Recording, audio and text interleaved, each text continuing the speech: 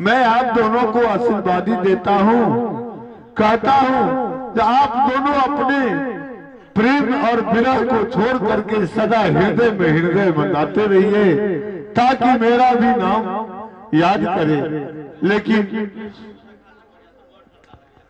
सुनो बेटी, हाँ गुरुदेव, यह तुम्हारे पति परमेश्वर, इन्हें तू अपने हृदय में बसाना।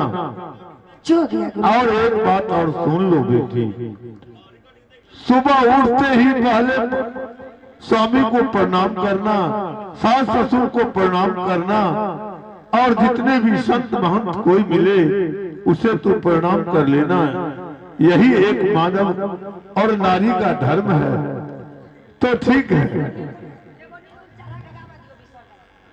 तो ठीक है, अब तुम दोनों अपने महल में रहना, और ये संसार का जो रीति है वो रीति पर अटल रहना। अब मैं सतलोक को जा रहा हूँ, तुम दोनों इसी हर्ष के साथ रहना।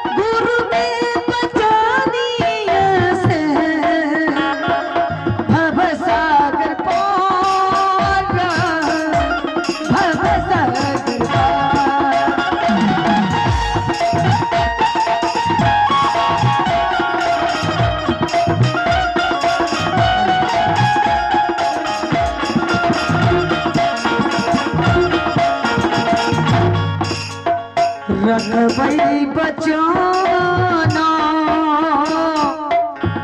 ए साखी, रखबई बचाना गुरु के सबाबा ए परदेसी सजनवा, ए परदेसी बलवा,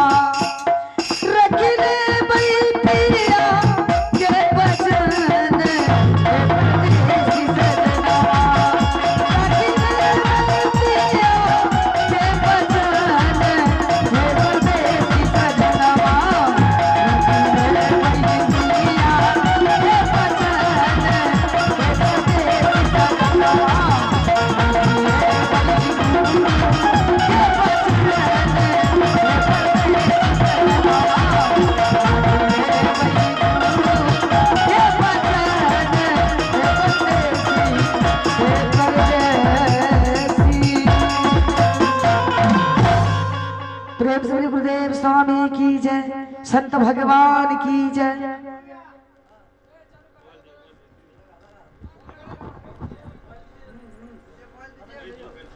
हेलो हेलो कहे का भाव छै।